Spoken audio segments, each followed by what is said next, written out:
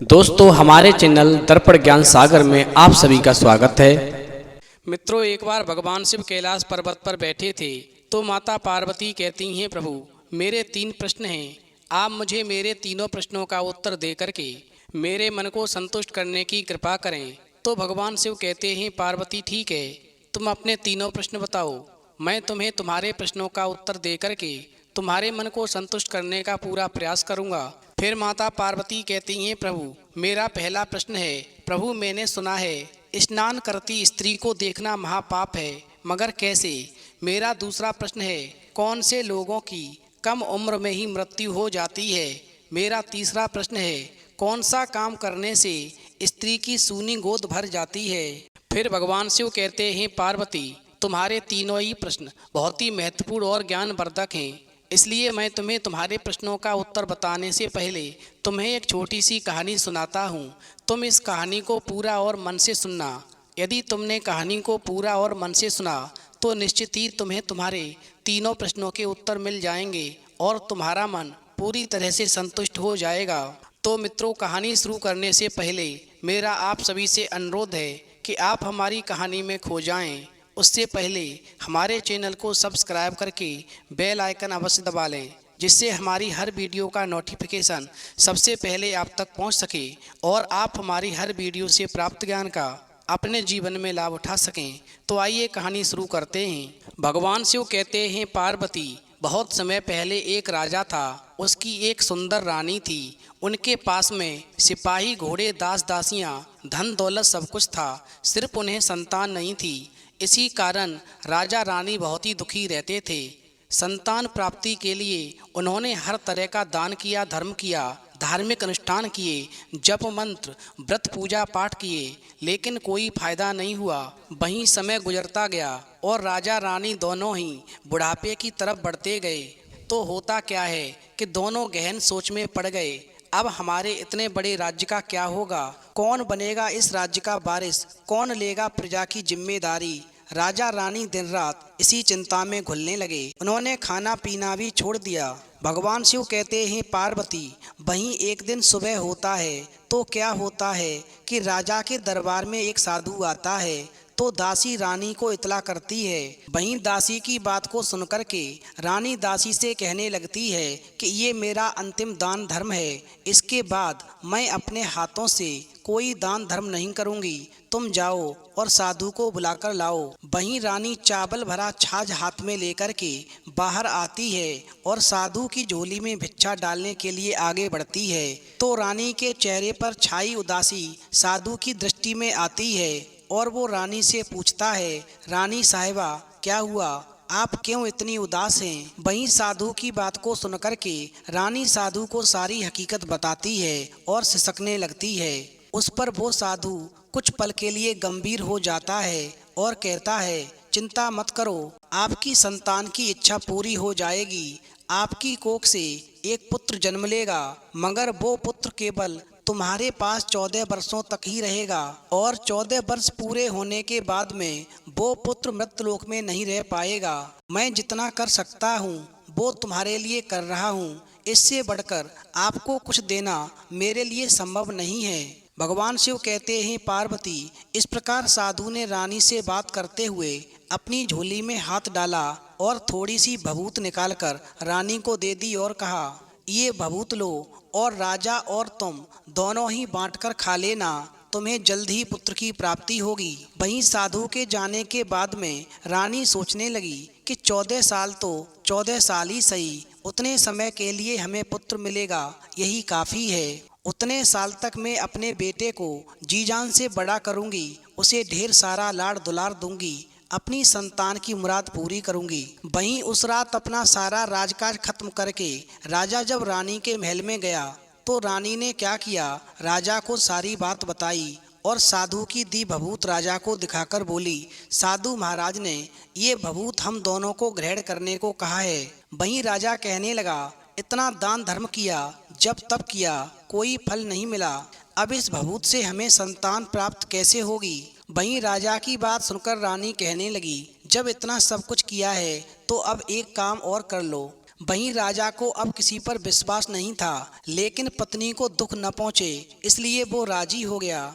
जब राजा राजी हो गया तो फिर क्या होता है कि राजा रानी दोनों नहाते धोते हैं, फिर अपने भगवान का नाम स्मरण करते हैं, अपने पुरखों को याद करते हैं और उस साधु महाराज का नाम याद करते हैं, और फिर उसके बाद में वो बभूत बांट करके दोनों ग्रहण करते हैं। उसके बाद में दोनों निश्चिंत होकर सो जाते हैं। भगवान शिव कहते हैं पार्वती, वहीं समय धीरे धीरे गुजरता है और साधु द्वारा कहे अनुसार रानी गर्भवती हो जाती है। वहीं रानी के गर्भवती होने की खुशी जानकर के राजा फूला नहीं समाता है और रानी भी फूली नहीं समाती है। वहीं राजा रानी से कहता है, महारानी सचमुच में साधु महाराज की बहुत बड़ी कृपा हो गई। वहीं समय धीरे धीरे गुजरता गया और जब रानी को 9 माह 9 दिन और 9 घंटे पूरे हो गए तो रानी ने एक सुंदर गोरे पुत्र को जन्म दिया। वहीं राजा ने बड़ी धूमधाम से पुत्र का नामकरण किया।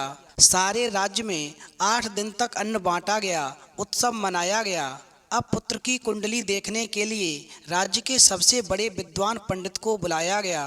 वहीं कुंडली देख करके पंडित बहुत ही चिंतित हो गया और कहने लगा, महाराज हमारा राजपुत्र सिर्फ 14 साल तक हमारे पास रहेगा। चूंकि राजा इस बात को पहले से ही जानता था और रानी भी पहले से ही जानती थी, क्योंकि उन दोनों को साधु महाराज की बात याद थी, इसलिए वो दोनों चुप रह जाते हैं। वहीं उसके बाद राजा और रानी बड़े लाड प्यार से बेटे की परवरिश करते हैं, उसकी हर ख्वाहिश पूरी करते हैं।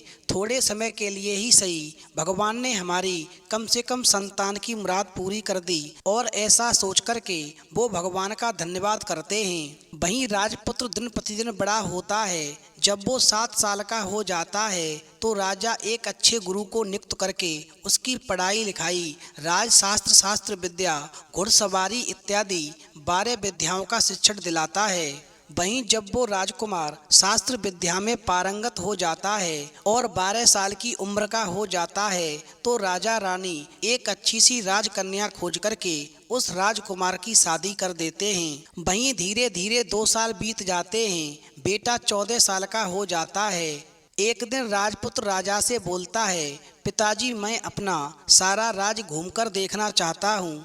आज तक मैंने सिर्फ इस राजबाड़े के अलावा कुछ भी नहीं देखा है। वहीं बेटे की बात सुनकर के राजा चिंतित हो जाता है, क्योंकि पुत्र को 14वां साल शुरू हो चुका था और अब कोई अनहोनी होने का वक्त नज़दीक आ पहुंचा था। लेकिन राजा ये सब बातें पुत्र को बता नहीं सकता था। वो क्या करता, चेहरे पर खुशी लाकर बेटे से कहता है, हाँ हाँ बेटा जरूर जाओ, तुम्हें अपना सारा राज्य घूमकर देखना ही चाहिए, कहाँ क्या है ये सब तुम्हें पता होना चाहिए, क्योंकि कल मेरे बाद तुम्ही को तो राजा बनना है। मात्र एक बात का ध्यान रखना, तुम जहाँ पर जा रहे हो, क्या कर रहे हो, ये बात कभी भी अपनी पत्नी को नहीं बताना। वहीं राजा की बात सुनकर के राजकुमार कहता है, ठीक है पिताजी, आपने जो कहा है मैं वैसा ही करूँगा। भगवान शिव कहते हैं पार्वती, वहीं राजपुत्र जो था दिन भर अपनी पत्नी के साथ मौज मस्ती करता है, खुशियां मनाता है और रात को ठीक 12 बजे बिस्तर से उठकर बाहर चला जाता है। फिर पौ फटने से पहले ही वापस अपने महल में आकर सो जाता है। ऐसा बहुत दिनों तक चलता रहा। अब पुत्र का 14वां साल खत्म होने में कुछ ही दिन बाकी रहते हैं। इतने में क्या होता है कि उसकी पत्नी यानी छोटी रानी रात में जाग जाती है और वो देखती है कि बिस्तर पर राजपुत्र नहीं है, और वो महल में सब जगह देखती है तो राजपुत्र कहीं भी नजर नहीं आता है।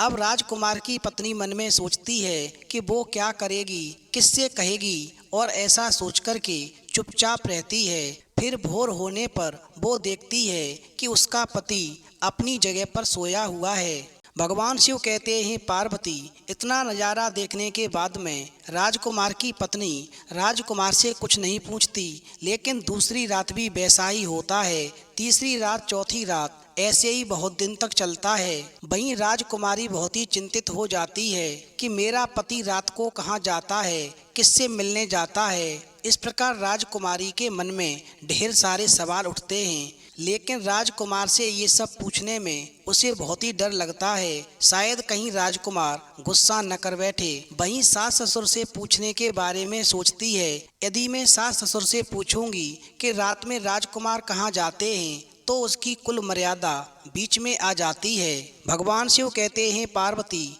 इस प्रकार राजकुमार की पत्नी मन ही मन में बहुत ही कुढ़ती रहती है। इस हालत में उसे खाने पीने में दिलचस्पी नहीं होती है और वो दुबली पतली होती जाती है। वहीं एक दिन राज्य में फूल बेचने वाली एक बूढ़ी मालिन थी। वो हमेशा छोटी रानी यानी राजकुमार की पत्नी को फूल देने उसके महल में आती थी। वहीं उस बुढ़िया का ध्यान जब छोटी रानी यानी राजकुमारी पर जाता है तो वो क्या देखती है कि राजकुमारी दिन पे दिन कमज़ोर हो रही है। वहीं बुढ़िया उस छोटी रानी यानी राजकुमार की पत्नी से पूछती है, बेटी, तुम्हें किस बात का दुख है? तुम इस तरह सूखकर कांटा क्यों बनती जा रही हो? फिर उस बुढ़िया मालिन की बात को सुनकर के राजकुमारी कहती है, अम्मा, तुम्हें क्या बताऊं, तुम्हारा राजपुत्र हर रात बिस्तर से उठकर कहीं चला जाता है और सुबह भोर होते ही वापस आकर सोता है। वो कहाँ जाता है? प्रेमिका से मिलने जाता है या कहीं और जाता है। और इसी सोच में मेरा अन्न जल छूट गया है। मैं समय से खाना नहीं खा पाती हूँ और दिन भर चिंता में पड़ी रहती हूँ, इसीलिए मेरा शरीर सूख करके कांटा हो गया है। भगवान शिव कहते हैं, पार्वती, इस प्रकार राजकुमार की पत्नी की बात सुनकर के वो बुढ़िया उसे एक उपाय बताती है और कहती है, बेटी, तुम ऐसा करना, आज रात तुम सोना नहीं, उसके पीछे जाकर देखना कि तुम्हारा पति कहाँ जाता है और क्या करता है। उसकी अच्छी तरह से पहरेदारी करना। वहीं राजकुमार की पत्नी कहती है, यदि मुझे नींद आ गई तो क्या करूँगी? वहीं वो बुढ़िया मालिन कहती है कि तुम्हें नींद ना आए इसलिए एक काम करना, अपने बाएं हाथ की उंगली में एक जख्म करना, उस पर थोड़ी सी मिर्च छिड़क लेना, उससे तुम्हें बड़ी जलन होगी और फिर उस पीड़ा में तुम्हें रात भर नींद नहीं आएगी। वहीं रानी बुढ़िया के कहे अनुसार करती है। उंगली की जलन से उसे बड़ी देर तक नींद नहीं आती, लेकिन बाद में वो सो जाती है। और फिर दूसरे दिन सुबह बुढ़िया फूल लेकर के जब राजकुमार की पत्नी के पास महल में पहुंचती है और उससे पूछती है, क्या हुआ बेटी, क्या तुमने देखा कि तुम्हारा पति कहाँ जाता है? वहीं राजकुमार की पत्नी कहती है, नहीं अम्मा, पहले कुछ समय जलन के कारण मुझे नींद नहीं आई, परंतु कुछ देर के बाद में मुझे नींद आ गई और मैं सो गई, इसलिए मैं अपने पति की पहरेदारी नहीं कर सकी। वहीं बुढ़िया कहती है, कोई बात नहीं, आज तुम उंगली पर पहले से थोड़ा ज़्यादा जख्म करना और ज़्यादा मिर्च लगाना।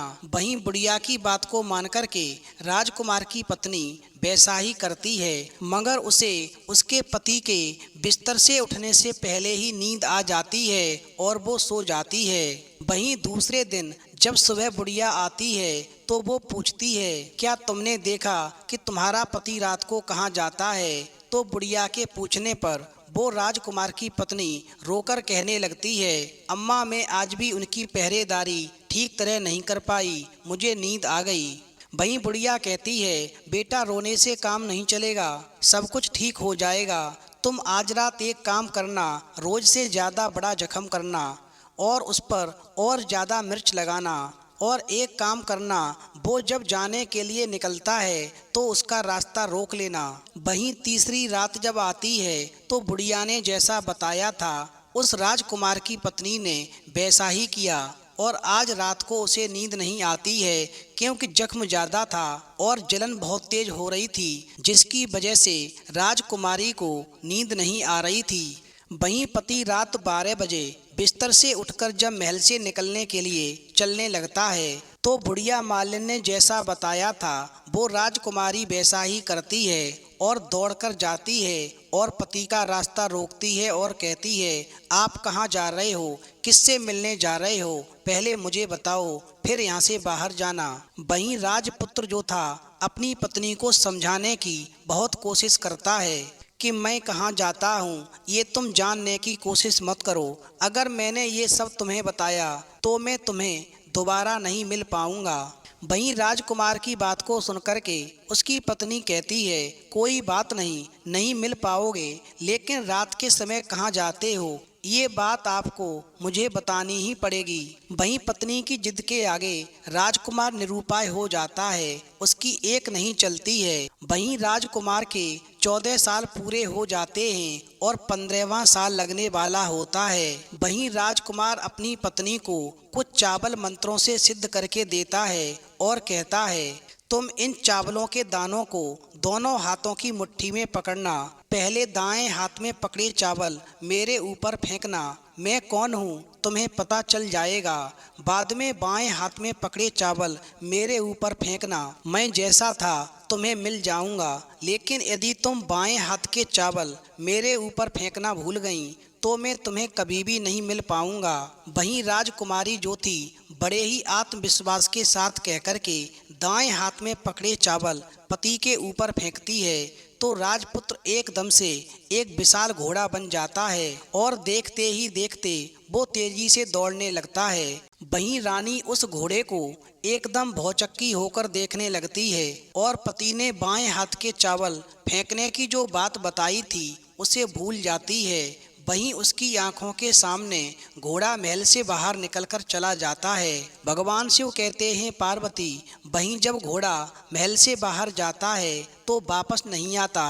अब तो राजकुमारी को बड़ा पश्चाताप होता है और स्वयं को कोसने लगती है, लेकिन अब उसका कोई फायदा नहीं होने वाला था। राजपुत्र अब वापस नहीं आने वाला था। वहीं सुबह होते ही राजा रानी को जब सारी बात पता चलती है तो उन्हें बहुत दुख होता है। वे बिस्तर पकड़ते हैं और राह देखते हैं कि एक दिन उनका बेटा वापस आ जाए।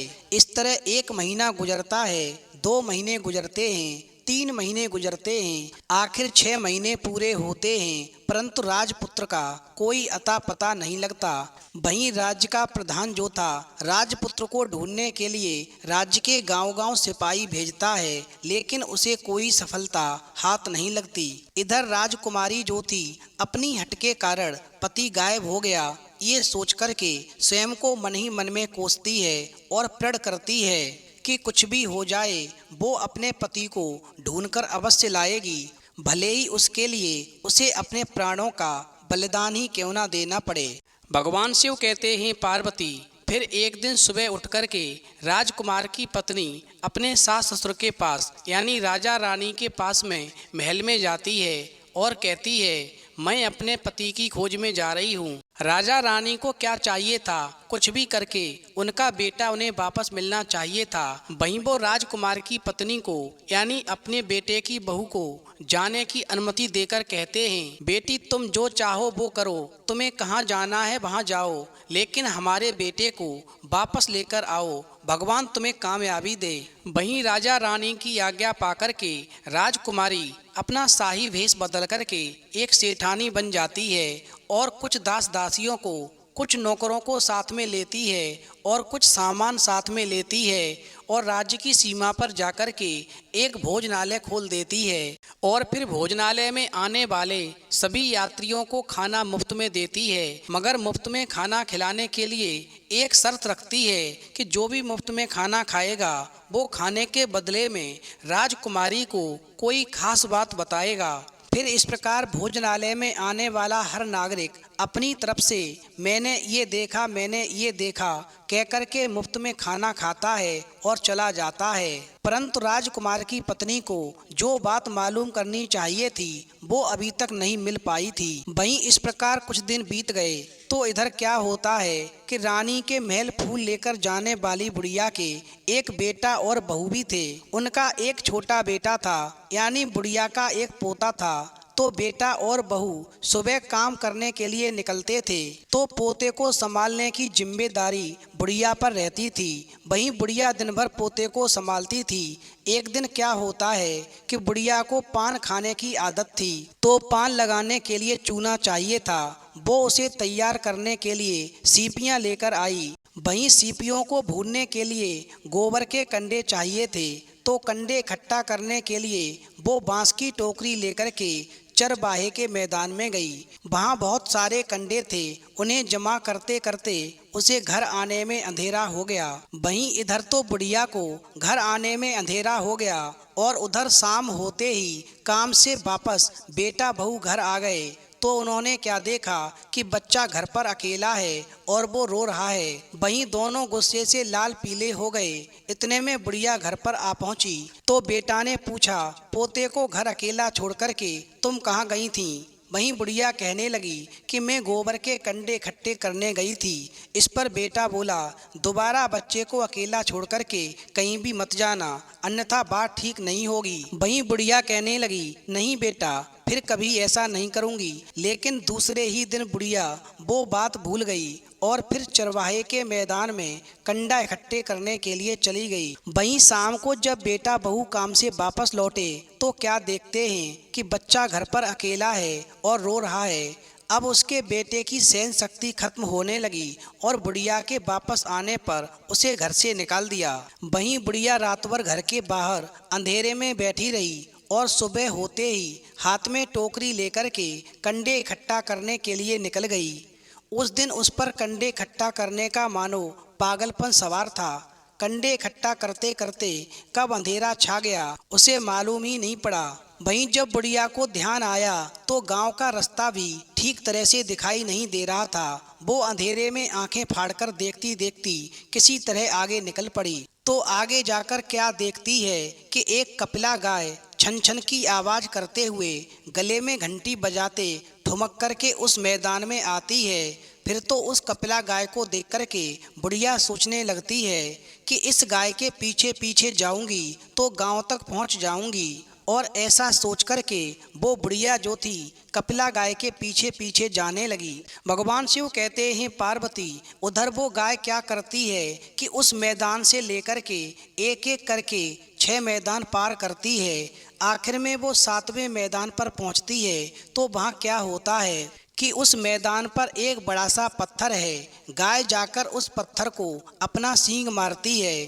फिर जैसे ही पत्थर में सींग लगता है तो पत्थर दूर हट जाता है और पाताल में नीचे जाने की सीढ़ियां दिखाई देने लगती हैं। उसी समय गाय जो थी उन सीढ़ियों से नीचे जाने लगती है तो बुढ़िया ये सब देख रही थी और फिर झट से जाकर के गाय की पूंछ को पकड़ लेती है और पूंछ पकड़ करके वो गाय के साथ ही नीचे पाताल में पहुंच जाती है। वहीं पाताल में पहुंचते ही बुढ़िया तुरंत ही गाय की पूंछ छोड़ देती है और इधर उधर देखने लगती है। वहीं बुढ़िया ने जब देखा कि पाताल में सब जगह जगमगाहट है, दिया दीप जलते हैं और फिर जब तेज रोशनी गाय के ऊपर पड़ती है तो वहाँ पर अद्भुत घटनाएं घटने लगती हैं। भगवान शिव कहते हैं, पार्वती वहीं गाय के नीचे जाते ही उसके गले में अपने आप सांकल पड़ गई और छम छम करके कोई दुहांडी में गाय का दूध दोहने लगी। वहीं पातालपुरी में जो भी कार्य हो रहा था तो कार्य करने वाला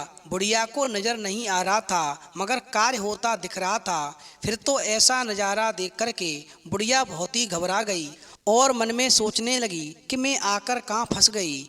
और फिर ऐसा सोच कर के बुढ़िया छिपने के लिए जगह ढूंढने लगी, लेकिन उसको कहीं भी ऐसी जगह नहीं मिली जहाँ वो छिप सकती थी। हर जगह उजाला ही उजाला था। फिर वो बुढ़िया एक कोने में खड़ी हो गई और कुछ सामने हो रहा था उसे चुपचाप देखने लगी। वहीं कुछ पल के बाद में झट से एक सफ़ेद घोड़ा आया।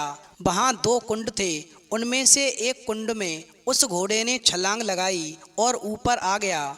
अब उसे राजपुत्र का रूप प्राप्त हो गया था। वहीं राजपुत्र बनने के बाद में उसने दूसरे कुंड के पानी में स्नान किया और वहां रखे नए कपड़े पहने। फिर नज़दीक ही एक सुंदर पलंग था, उस पर राजपुत्र बैठ गया। उसके सामने अपने आप 5 पकवानों की थाली आ गई, दूध की एक प्याली भी आ गई, पान सुपारी आ गए। उसके सामने एक दिया जलता रहा। वहीं राजपुत्र ने खाना खाया, दूध पिया, पान सुपारी खाया और बिस्तर पर लेट जाने से पहले सूर्यदेव का स्मरण करके सामने जलते दिए से पूछा, हे दिए दीपांकर, मेरे माता पिता क्या कर रहे हैं? तो दिया बताने लगा, बेटे के शोक में डूबे हैं। वहीं राजपुत्र बोला, अब राज्य को कौन संभाल रहा है? तो दिया बोला, राज्य का प्रधान संभालता है। वहीं राजपुत्र ने कहा, मेरी पत्नी क्या करती है? तो दिया कहता है कि उसने चौराहे पर भोजनालय शुरू किया है और आते जाते लोगों से वो नई खबर के बारे में पूछती है। वहीं दिए के इतना कहते ही राजपुत्र कहने लगता है ठीक है, और उसके बाद में वो सो जाता है। वहीं बुढ़िया कोने में खड़ी रह कर के ये सब देखती है। चूंकि ऐसी अद्भुत घटना उसने जिंदगी में पहली बार देखी थी, उसे अंदर ही अंदर चुलबुलाहट होने लगती है और वो अपनी भूख प्यास भूल जाती है और आगे क्या होता है उसे उत्सुकता से देखने लगती है। भगवान शिव कहते हैं, पार्वती, वहीं राजपुत्र के सो जाने के बाद में कोई घटना घटित नहीं हुई। रात गुजर गई और सुबह हो गई। वहीं सुबह होने पर पलंग पर सोया राजपुत्र उठा और फिर से पहले वाले कुंड में छलांग लगाई तो वो फिर से घोड़ा बनकर के कुंड से बाहर आ गया। वहीं बाहर आते ही वो तेजी से उस पाताल नगरी से बाहर निकल गया, लेकिन वो कहाँ गया बुढ़िया को कुछ पता नहीं चला। और फिर उसके बाद पिछली रात की तरह कोई उस गाय का छमछम करके दूध दोहने लगा और जैसे ही दूध दोहना खत्म हुआ उसके गले की सांकल अपने आप खुल गई और गाय तेजी से ऊपर जाने वाली सीढ़ियों की ओर भागने लगी। वहीं गाय को दौड़ते देख कर के बुढ़िया सोचने लगी कि अब गाय के साथ यहाँ से ऊपर जाना ही समझदारी है, नहीं तो कोई मुसीबत आकर के मेरे ऊपर टपक जाएगी। और फिर इस प्रकार झट से उस बुढ़िया ने गाय की पूंछ पकड़ ली और गाय के साथ ही ऊपर आ गई। वहीं गाय जब ऊपर मैदान में पहुंची तो उस सुरंग का रास्ता अपने आप बंद हो गया और उसके मुंह पर एक बड़ा सा पत्थर पहले की तरह खड़ा हो गया। वहीं ऊपर आकर के गाय जंगल की ओर निकल गई और इधर बुढ़िया एकदम बावली सी हो गई। उसने पाताल नगरी में जो कुछ देखा था वो जल्दी से जल्दी किसी को बताने के लिए उतावली हो उठी। वहीं उस बुढ़िया को एकदम से याद आया कि नगर की सीमा पर कोई औरत भोजनालय चलाती है और नई बात बताने वाले को अच्छा खाना पीना मुफ्त में देती है। वहीं वो बुढ़िया सोचने लगी, क्यों न मैं इस बात को उस औरत को जाकर बताऊं। यदि उसे ये बात पसंद आई तो बाकी जीवन खाने पीने की झंझट से मुक्ति मिल जाएगी और आराम से मेरा जीवन गुजर जाएगा। भगवान शिव कहते हैं, पार्वती, बुढ़िया ने मन में तय किया और तुरंत ही उस भोजनालय के द्वार पर टंगे नगाड़े के सामने खड़ी हो गई और जोर जोर से नगाड़ा बजाना शुरू कर दिया। वहीं नगाड़े का इस तरह शोर सुनकर के मालकिन यानी राजकुमारी मन में प्रसन्न हो जाती है और सोचती है कि शायद आज कोई बड़ी बात बताने आया है। वहीं राजकुमारी जो थी अपने सिपाहियों को आदेश देती है, जाइए कौन आया है उसकी अच्छी खातिरदारी कीजिए। वहीं आदेश पाते ही सिपाही नीचे दौड़कर जाते हैं तो क्या देखते हैं कि एक बुढ़िया नगाड़े को बजा रही है। वहीं सिपाहियों ने बुढ़िया से पूछा, क्यों बुढ़िया, क्या हुआ, क्यों नगाड़ा बजा रही हो? तो बुढ़िया कहने लगी, कुछ नहीं बेटा, यहाँ खाना मिलता है इसलिए आई हूँ। वहीं सिपाही कहने लगे, यदि मुफ्त में खाना चाहिए तो कोई नई बात बतानी पड़ेगी। वहीं बुढ़िया कहने लगी, हाँ बताऊंगी, मुझे एक नई बात मालूम है। वहीं बुढ़िया की बात को सुनकर के सिपाही उस बुढ़िया को अंदर लेकर आए। वहीं राजकुमारी का आदेश पाकर के सिपाहियों ने बुढ़िया का भरपूर आदर सत्कार किया। उसे बड़ी सी थाली भरकर व्यंजन परोसे और बुढ़िया कुछ दिनों से भूखी थी इसलिए वो खाने पर टूट पड़ी। वहीं खाना खाने के बाद सिपाहियों ने उसे नई साड़ी पहनने को दी और उसके बाद में राजकुमारी के सामने पेश किया। वहीं बुढ़िया और रानी ने तुरंत ही एक दूसरे को पहचान लिया, क्योंकि ये बुढ़िया वही थी जो राजकुमारी के महल में फूल लेकर के जाती थी। वहीं वो बुढ़िया मालिन कहने लगी, अरे बेटी राजकुमारी, तुम यहाँ पर क्या कर रही हो? वहीं राजकुमारी कहने लगी, अरे अम्मा, तुम यहाँ कहाँ से आ गई? वहीं बड़ी देर तक दोनों भांत भांत की बातें करती रहीं। आखिर में राजकुमारी बुढ़िया से कहने लगी, अम्मा अब बताओ तुमने क्या नई बात देखी है? वहीं वो बुढ़िया मालिन कहने लगी, कौन सी नई बात? मैंने तो कुछ भी नहीं देखा। मगर राजकुमारी कहने लगी, आप घबराओ नहीं, आप मुझे नई बात बताओ। यदि तुम मुझे नई बात बताओगी तो मैं सारे जीवन तुम्हारी देखभाल करूंगी और तुम्हें रानी माता की तरह रखूंगी। वहीं राजकुमारी की भावना को देख करके बुढ़िया बताने को तैयार हो गई। उसने जो कुछ चरागाह वाले मैदान पर देखा था वो सब कुछ राजकुमारी को बता दिया। वहीं बुढ़िया की बातें सुनकर के राजकुमारी को यकीन हो गया कि वो राजपुत्र उसी का पति है। फिर तो वो तुरंत बुढ़िया से कहने लगी कि अम्मा मुझे उस जगह पर ले चलो। वहीं वो बुढ़िया कहने लगी, नहीं बेटी, वो पाताल राज्य है, वहाँ पर सांप हैं, यदि किसी ने तुम्हें देख लिया तो तुम्हारी जान खतरे में पड़ सकती है। लेकिन रानी उसकी एक भी नहीं सुनती और उसे उस जगह ले जाने के लिए हट करने लगती है। भगवान शिव कहते हैं, पार्वती, आखिर में बुढ़िया ने उसका कहना मान लिया और कहने लगी, ठीक है, मैं तुम्हें वहाँ लेकर चलती हूँ, पर आज नहीं कल। वहाँ जाना है तो शाम को ही जाना होगा। फिर तो दूसरे दिन दोपहर को रानी बुढ़िया के साथ उस मैदान पर गई और एक जगह छुप कर के गाय के आने का इंतजार करने लगी। वहीं दिन ढलते ही अंधेरा होने लगा और गाय हमेशा की तरह वहाँ पर आ गई।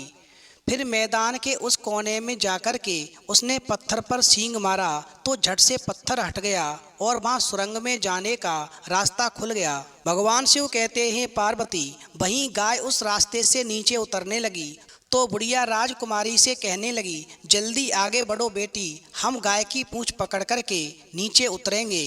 फिर इस प्रकार दोनों गाय की पूंछ पकड़ कर के नीचे उतर गईं। वहीं बुढ़िया पहले जिस कोने में छिपी थी उसी कोने में छिप गई।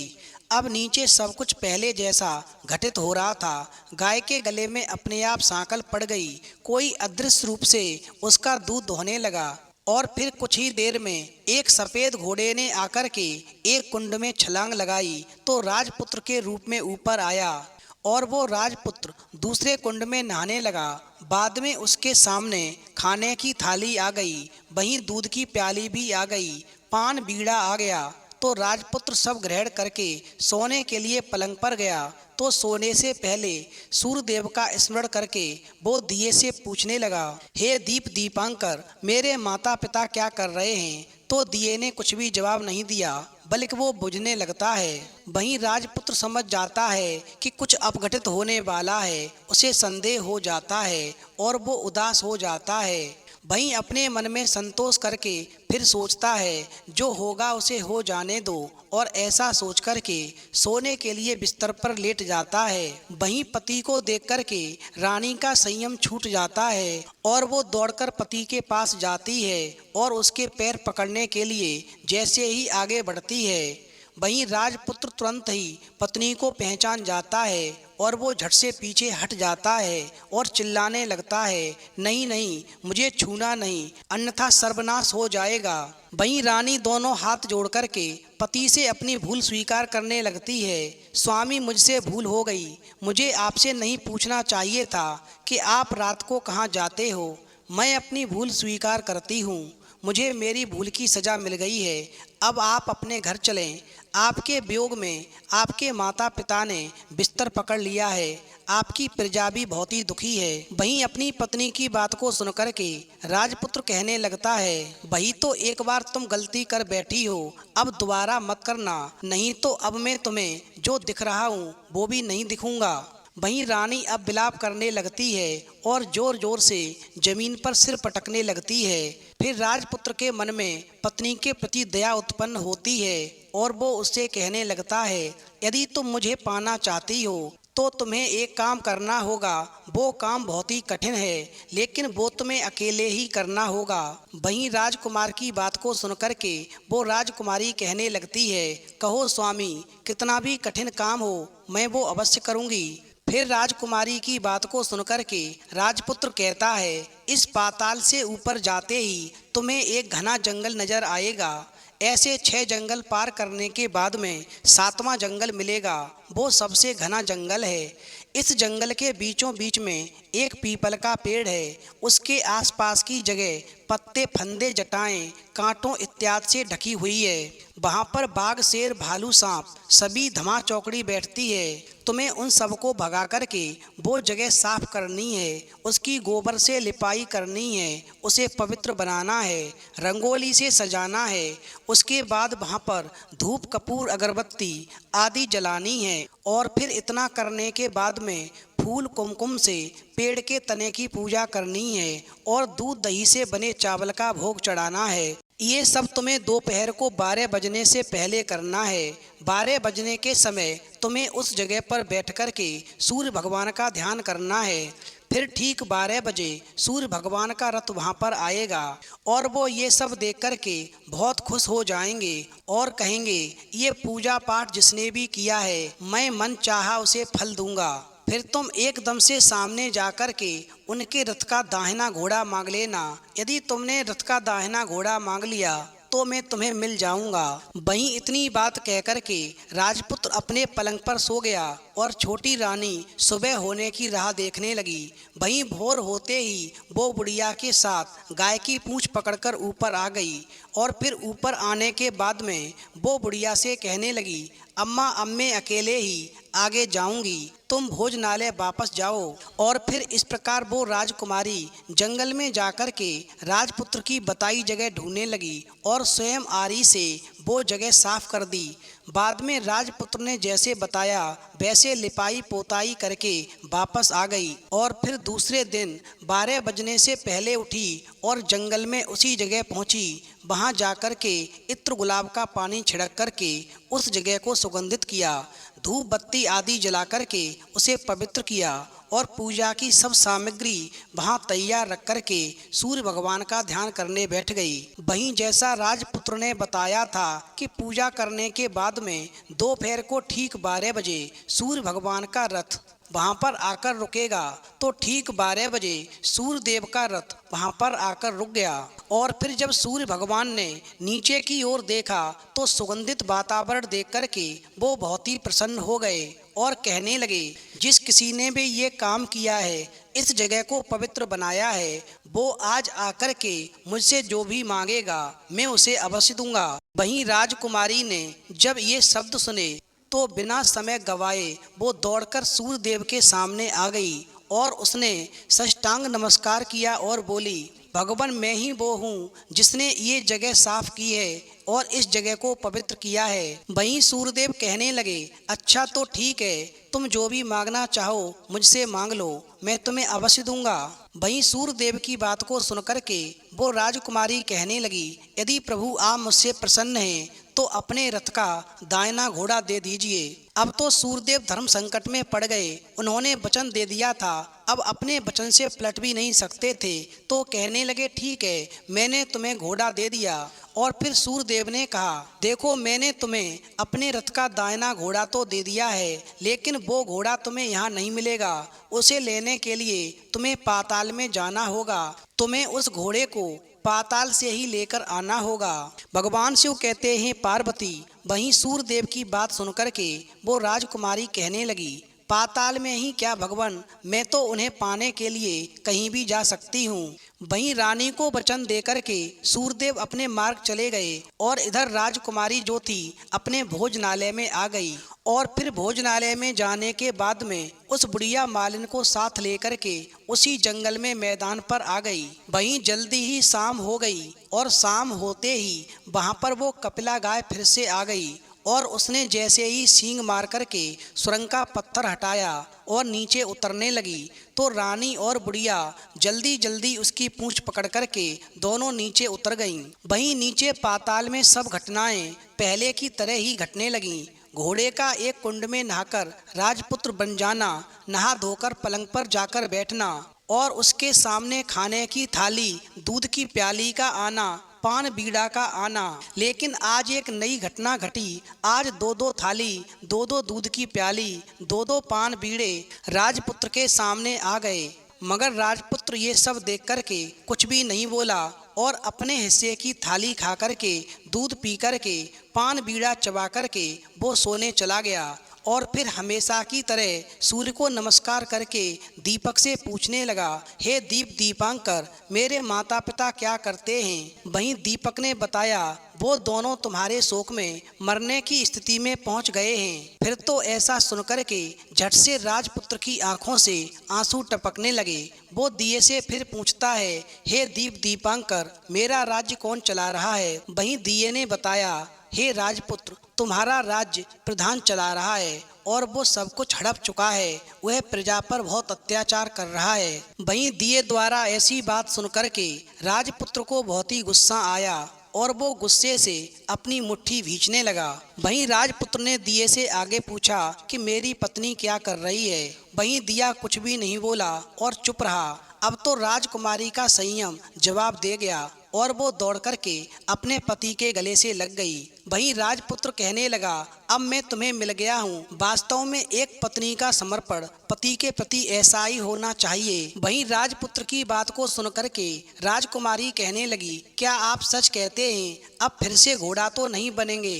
तो राजपुत्र कहने लगा, नहीं, अब मैं दोबारा घोड़ा नहीं बनूंगा। तुमने जो इतने सारे कष्ट उठाए हैं, इसलिए अब मैं कभी दोबारा घोड़ा नहीं बनूंगा, क्योंकि तुम्हारे समर्पण भाव को देख करके सूर्यदेव ने मुझे सदा के लिए घोड़े के जन्म से मुक्त कर दिया है। वहीं ऐसा कहकर के राजपुत्र ने अपनी पत्नी को गले से लगाया और उसके आंसू पोंछे। वहीं कुछ देर के बाद में सुबह हो गई तो गाय की श्रृंखला टूट करके ऊपर भूलोक जाने लगी। वहीं रानी, राजपुत्र और बुढ़िया गाय की पूंछ पकड़ करके ऊपर आ गए और फिर ऊपर आने पर वो सीधे भोजनालय में पहुंचे और वहां सब सामान लोगों में बांट दिया और फिर अपने राज्य में वापस लौट आए। वहीं राजपुत्र को वापस आता और उसके तेवर देख करके प्रधान घबरा गया जो प्रजा पर जुल्म करता था। वहीं राजपुत्र ने उस प्रधान को बंदी बना करके कैद खाने में डाल दिया और राज्य की बागडोर अपने हाथों में ले ली। उसके बाद वो अपने माता पिता यानी राजा रानी को मिलने के लिए जब महल में गया तो राजपुत्र ने क्या देखा कि उसके माता पिता उसके शोक में अस्थिपंजर बने हुए हैं। वहीं पुत्र को वापस आया देख करके मरणासन्न राजा रानी की आंखों से टप टप आंसू बहने लगे और फिर राजा रानी ने अपने पुत्र को गले लगाया और उसे प्यार से सहलाया। इतना होने के बाद में उनके सेहत में एकदम से सुधार आने लगा। वो बिस्तर से उठकर बैठ गए और पुत्र को आशीष देने लगे। भगवान शिव कहते हैं, पार्वती, वहीं राजपुत्र के आने की खबर तुरंत ही राज्य भर में फैल गई। प्रजा खुशी से फूली नहीं समाई। प्रजाजन राजमहल के सामने इकट्ठे हो गए। राजपुत्र ने भी उन्हें दर्शन दिए और आज से कोई भी दुख नहीं पहुंचाएगा ऐसा वचन भी दिया। वहीं अब राजा अपने पुत्र का राज्याभिषेक करके उसे सिंहासन पर बिठाता है और बहू को महारानी का दर्जा देता है और स्वयं अपनी पत्नी के साथ में ईश्वर को याद करते हुए खुशी से दिन बिताता है। भगवान शिव कहते हैं, पार्वती, जब राजकुमार अपनी पत्नी और माता पिता के साथ में सुखपूर्वक रहने लगता है तो एक दिन वही साधु आते हैं जिन्होंने रानी को पुत्र प्राप्ति के लिए बभूति दी थी। तो रानी पूछती है, महाराज, आपके आशीर्वाद से मुझे पुत्र की प्राप्ति तो हुई, मगर राजकुमार का जीवन 14 वर्ष का ही क्यों था? आप बताने की कृपा करें। तो साधु ने कहा, एक बार इस राजकुमार ने एक ऐसी स्त्री को नहाते हुए देखा था जो एकांत में आड़ लेकर नहा रही थी और उसी महापाप के कारण इस राजकुमार को मनुष्य रूप में केवल 14 वर्षों का ही भोगने का सुख था। मगर राजकुमारी के त्याग और पति के प्रति समर्पण ने राजकुमार को श्राप से मुक्त करा दिया, जिसकी वजह से तुम्हें एक सुंदर राजकुमार पुनः प्राप्त हुआ। हमेशा ध्यान रखना, स्त्री का पति के प्रति त्याग और समर्पण घर को स्वर्ग बना देता है। फिर ऐसा कहकर के वो साधु चला जाता है।